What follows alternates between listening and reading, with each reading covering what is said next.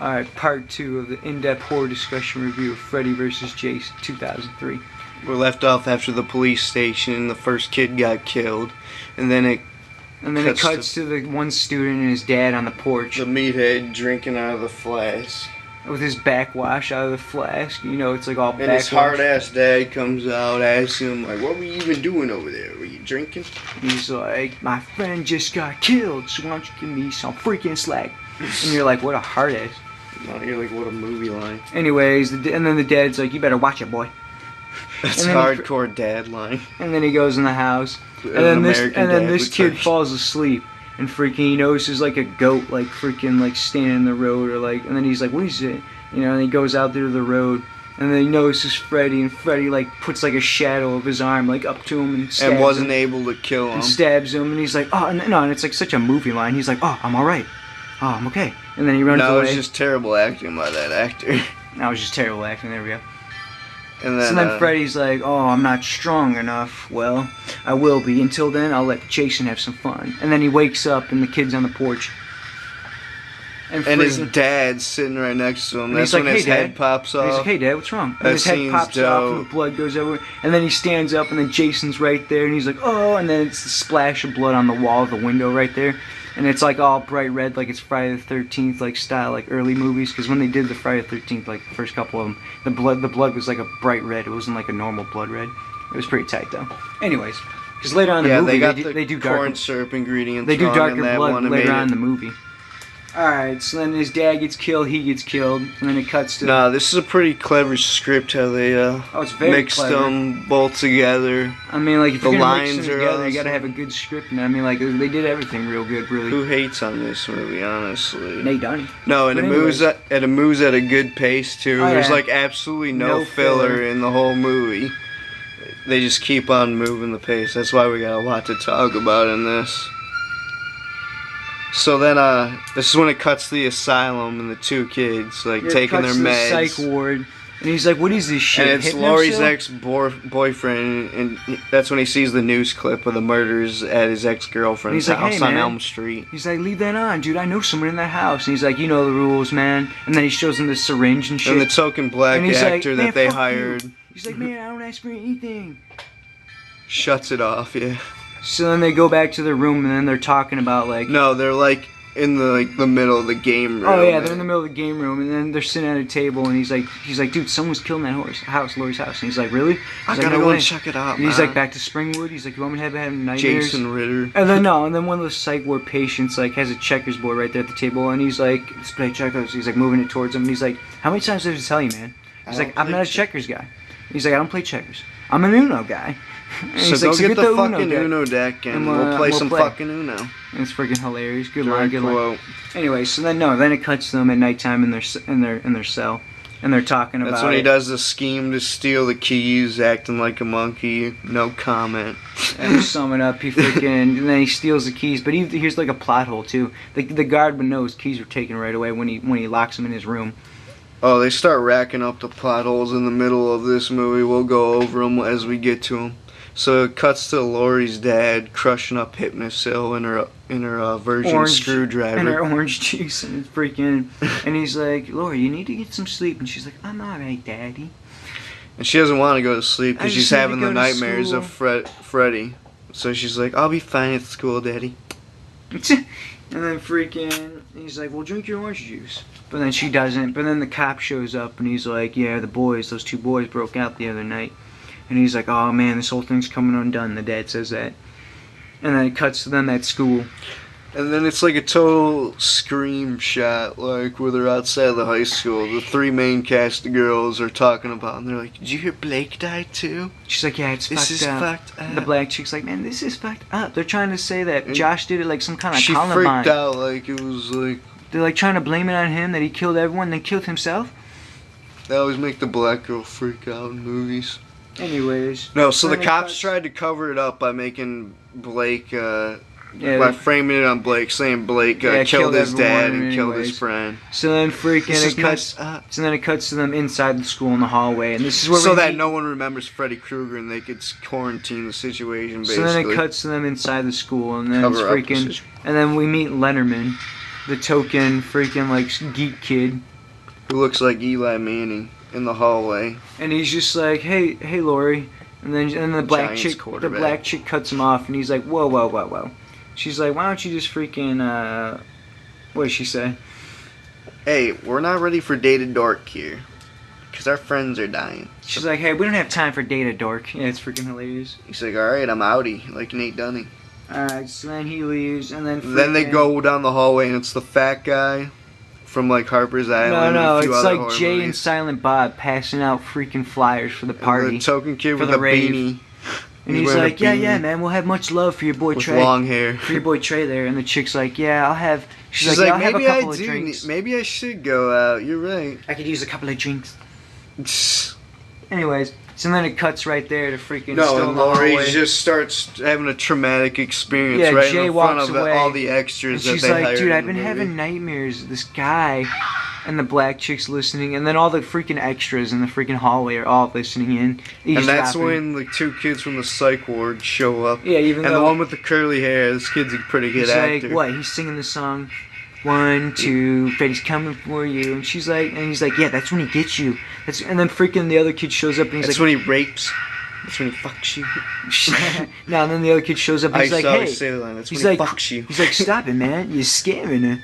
And then freaking that was him exactly. You're and right. then Lori faints because she sees him and she hasn't seen him in years. And then it cuts to freaking they're inside like the school nurse's office. No, then they're like in the school nurse's office. Also, right before that, they see the principal. But anyways, that doesn't matter. So they go running off. So then it cuts to the freaking nurse's office, and the black chick's like looking through like a Cosmo. Magazine. Like in the freaking school's nurse, and she's like, "Hey, for nose," she's asking a freaking for nose jobs. She's asking do they put you all the way under? She's asking a school nurse. She's for like, no shit. She's like, for nose jobs, and you're like, wow. Anyways, and the freaking nurse just totally ignores her because it's like a dream. She fell asleep in the lobby there of the freaking school nurse. Oh yeah, office. that's when Freddy pops off her nose like Michael Jackson style. He pops out of the magazine, takes off her nose Michael Jackson style, and it's like, oh. So the two guys run away to the library in town of Springwood. It cuts back to the school right before they run away, and the cops are like, hey, and then they run away to the library. But anyways, it's 2 extra cops, total actors. So then they're at the library looking up freaking all the Freddy Krueger murders, and he's like, dude, he's like, how come my brother's obituary isn't there, huh? He's like, it's the day my brother died, and it's pretty tight. It's and like they're blacked out obituaries. And they're trying to wonder. He's like, I don't know, man. And then his friend's like, he's like, remember in psych ward they told us not to jump to conclusions, and he's like, listen to you listen to that psychobabble bullshit, and it's pretty good one, you know. And then they were talking about why they were held in the asylum. Even though they were there for 4 years, they didn't figure out what the whole thing was. They were like, now they're talking about it. They were like, oh, I never had dreams. And then in the middle of this, it cuts to the blue van. They go back to the curly-haired kid's house. It cuts to the blue van. That scene's perfect lighting in that scene. I love the lighting. He's like, all right, well, I gotta get Lori. He's like, all right, well, if you're not I don't remember my dreams, so they don't even figure that whole situation out, even though they were there. They were like, oh, the hypnosil must have been da-da-da.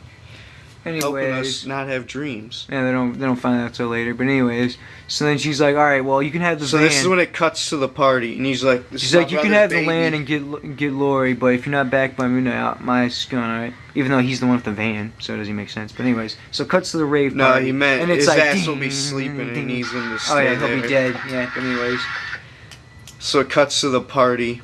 So it cuts to in the cornfield, and it's like the kids like it's like trance music from the late '90s that they used. And you're like, yeah, I've never been to a party like that. The beat kind of sucked with the glow sticks. No, then it high school party with glow sticks. The Linderman, and he gets Linderman shows up right through the corn, and then it's like the fat kid like shoves the beer bong down his neck, and he's like, it's a fat jack, and he's like Linderman. And he's like, and they pushed him down. Oh, and he's wearing a bicycle helmet. It's hilarious. Yeah, I thought it was a moped. Yeah, well, he's wearing a bicycle helmet on a moped. Alright, so then it cuts to freaking Lori, and she's like freaking by herself on the hood of the car. I can picture Nate Dunning like dancing. In that role. Alright, shut up now. Alright, so then it cuts to Lori dancing on the hood. She's like, and freaking trance music. She's psychedelic dancing. Nah, she's just trying to stay awake. Like she's been staying up for the past couple of days. Alright, anyways. And then so this is where her freaking black chick comes up to her friend, and then Lenderman comes up to him. And she's like, Lenneman, why don't you quit while you're ahead again? And then he's just like, you know what? He's just like, you just think I'm not good enough for Lori. But he's like, but that's not it. He's just like, you know what? All that wake up's weighing you down in your head. You know, assume if you can't think. And what does he say? Yeah. Let me see if I can get this line. You were supposed to write it down, so I didn't even write it down. But he was just like, that's assuming you can think with all that makeup weighing down your brain. Yeah, enough said on that.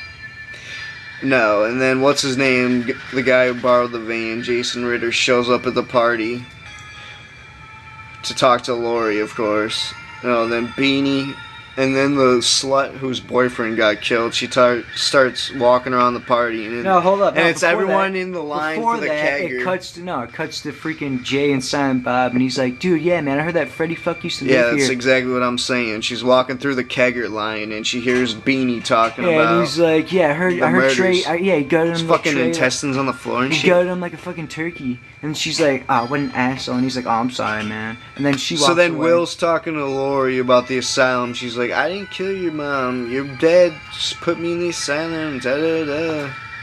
And then in the middle of them, they don't get to explain it fully. This is when the white chick goes into Kelly Rowland's like, let's go shake our asses on the dance floor. Yeah. Then the slut goes off into the cornfield. And then freaking she falls asleep, wasted, passes out in the corn. And then freaking she wakes up though, but sees.